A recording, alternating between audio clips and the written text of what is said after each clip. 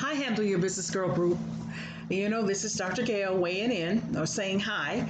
I just wanted to weigh in on what's going on. I know there's a lot going on that's changing the atmosphere and changing the way we see things, the way we deal with things. And you can look at me and tell that I am very much a black woman. And I've been around a minute.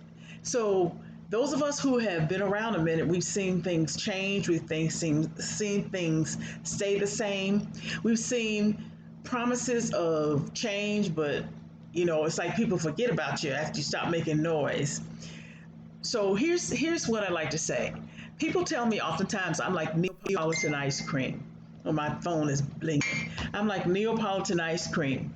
And what that means is I am a black woman who was raised in white America, who is former law enforcement. And you probably say, what in the world? Well, my father was in the military. And so when I was 5 years old, I went to live in Asia.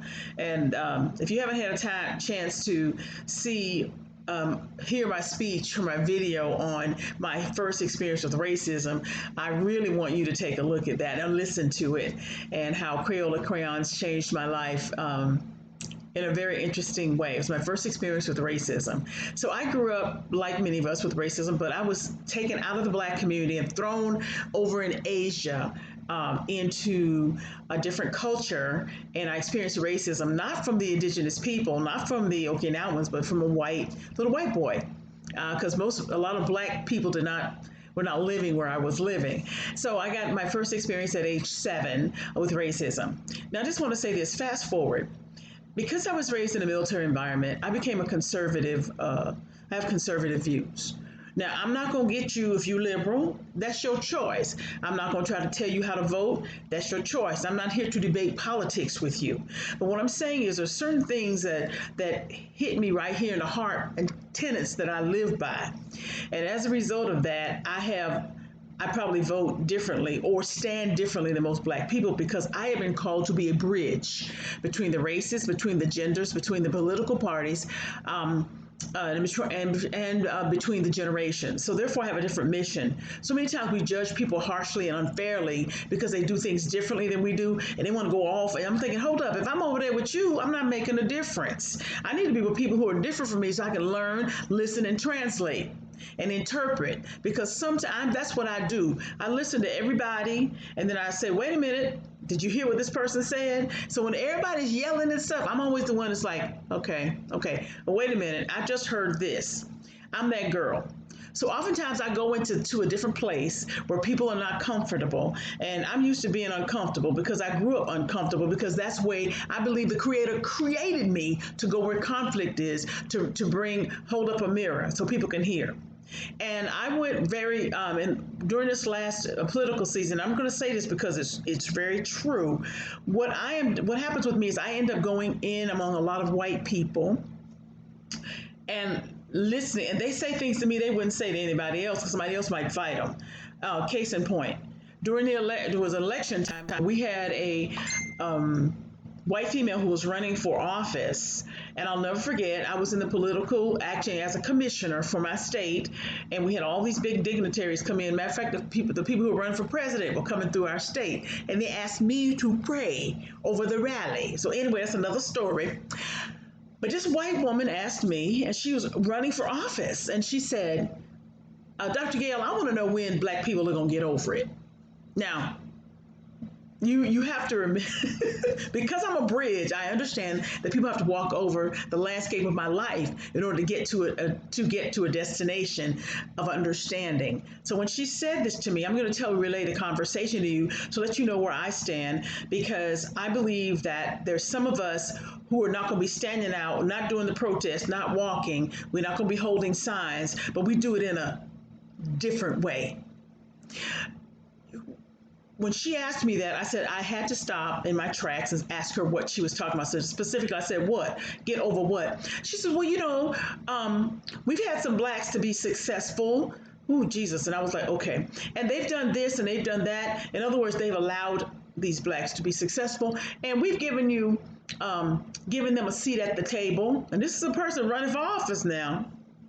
And so because I am who I am, I weighed everything that she was saying, and I said to her, and she said, oh, and then she went on further to explain to me that her family had come over from Italy and they had gone into New York, into the Italian community, and they had thrived. They thrived. They had businesses. They were able to send their children to school, send their children went across the nation and went to different places, had wonderful lives. And she says, I just don't understand why if we came here and we overcame things, why black people can't do the same thing. Really? So I said to her, okay, your relatives came in um, through a different way than mine did. Well, I don't know. She really didn't know what I meant when I said that. I said, well, do you know these words? Give me your tired, your poor, your huddled masses journey to breathe free, the wretched refuge of your teeming shores. She didn't even know those words. I said, those are the words embossed on the Statue of Liberty. Your ancestors came here through the open arms of America, through the Statue of Liberty. Now, let me tell you how mine got here. They were ripped from their families and and chained together and placed in the belly of a sailing beast and they had to come over the turbulent Atlantic. They did not know anyone. They spoke different languages, different tribes, because Africans are not just one people. It is a continent composed of many nations. So they may be chained to some of them from the Sereri tribe, the nations of Ghana. All the nations were all thrown together in the belly of this beast. Many of them were thrown overboard, but the ones who survived were naked, laying in their own filth and their own vomit. And then they had to be exposed to a land where they were chained together. People openly examined them. They were naked, examined, and yelled at and beaten like cattle. No, cattle was worth more than them. And I said they were sold, and they were separated from children, from husbands, from wives, sold like beasts of burden, and they were property. There was no such thing as life, liberty, and the pursuit of happiness for my ancestors. And they were sold. I said, and look at me. I am a fair-skinned black woman, so that means your great-great-great-great-grandfather more than likely raped my great-great-great-great-grandmother, and now I stand here to you with mixed blood asking you, really? When are we going to get over what?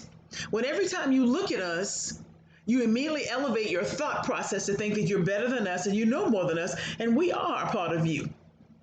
And I said, so I'm confused. You said you would give us a seat at the table. Hell, we made the table. Tables came from ancient Egypt. And we Egyptians, I know people get confused on this, but Egypt is a part of Africa. Now you can glamorize it through Hollywood and all that stuff, but Cleopatra was a black African woman. Just to add a little something there. So I said to her, you gave us a seat at the table. Hell, we made the table. We served the table. We built the tables. And then you're telling me that you've let some of us become successful. And so I'm sitting there. I said, if I was a different kind of black woman, I would have taken her out of collar and slapped her a couple times. But I realized she didn't know. So my job is to bring understanding. And as I'm saying, I said, look at me. I'm a fair-skinned black woman. Look at me. I'm mixed with white blood. I got white blood in my ancestral line. Most African Americans do because we are mixed. But think about how resilient we are, that we came here from all these tribes and all these nations, raped, sodomized, beaten, hung from trees, strange fruit, all of that. And yet we formed a culture that everybody wants to emulate and to steal. We were that strong and resilient of a people. We have not asked you to take over anything. But here's another thing I said to her. I said, you're sitting on a cushion of white privilege. You don't worry about your son leaving and going to the store. You don't like, oh God, hopefully he'll come back. You don't worry about that. You just raise your sons and daughters happily in your little family with your little dogs and happy kittens and stuff. And we like, every time our children leave, we have to take a deep breath and pray they come back to us safe. Now get this. I haven't even talked about me being in law enforcement, okay? I said, and you're asking me, when are we going to get over it? When you get over it. When you get over it, when you stop doing what you're doing, asking these kind of questions. I said, you're sitting on a cushion of privilege that your great-great-grandfather passed down to you. I said, your soft behind is sitting on that cushion of privilege. And here's the thing. My people helped to build this nation. We built this nation. And the soil of America is soaked red with the blood of my ancestors crying out to be accepted as full-fledged citizens. Now you're sitting on a cushion that your great great great great grandfather made my great great great great grandmother make for his soft behind. Now around your neck is a chain and a key. It goes to the warehouse back here where the other cushions lie. Okay, we're not asking you for your cushion. We just want access to the warehouse so we can get our cushion too, because we helped to build it. And everything within me cries out every time I hear this type of a question from you. When people ask me, Dr. Gail, what do Black Americans want? Y'all better hear me. All we're asking you when the blood of our ancestors cries out from the soil, and this is what they're saying, give us our 40 acres and a mule. You give the Japanese their reparations for putting them in a concentration camp. For what? Maybe 2-3 years? But for 400 years, you have battered and bruised and killed and marginalized and made us feel we've had to work twice as hard. No, not twice as hard. So hard that sometimes we can't even sleep at night. And you wonder why there's so much stress. And why are they acting that way? Because you have Black rage. Do not get it twisted. When I speak about these things, I have Black rage. I just articulate it very differently because I have been confronted with this all of my Black life, and people asking me, okay, so what do you want? We want our 40 acres and a mule. Okay, wait a minute. Let me talk about this now. Black Lives Matter. Here's when I first heard Black Lives Matter, it caught my attention. Now I'm a baby boomer and I'm very active in social media. Hashtag Black Lives Matter. Let me tell you what happened in our community when we said hashtag Black Lives Matter. A hashtag in 3 words. For the first time since Reverend Dr. Martin Luther King was assassinated, we were talking to each other. The senior citizens were talking to the baby boomers, were talking to Gen Xers, were talking to the millennials, and we were saying hashtag Black Lives Matter. Black Lives Matter. We were talking to each other across generational lines because we didn't even matter to ourselves. We were trying to find a place of those 3 words did something for us and was bringing it together. And what did you do? White America do? All lives matter. Hell, we weren't even talking to you.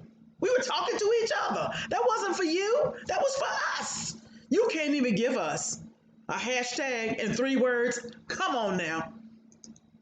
You can't even give that to us? A hashtag in 3 words because it frightened you for us to come together because we have been such a disjointed community. Well, unfortunately or fortunately, however you want to look at it, the world is now seeing America for what it is. Backtrack. What did you say when we said hashtag Black Lives Matter? What is that little response that you use? Hashtag all lives matter. We weren't even talking to you because you see, your lives have always mattered. If white America's response had been, you're right, Black Lives Matter, we wouldn't be in the mess that we're in now. But you got to make everything about you. It's not about you.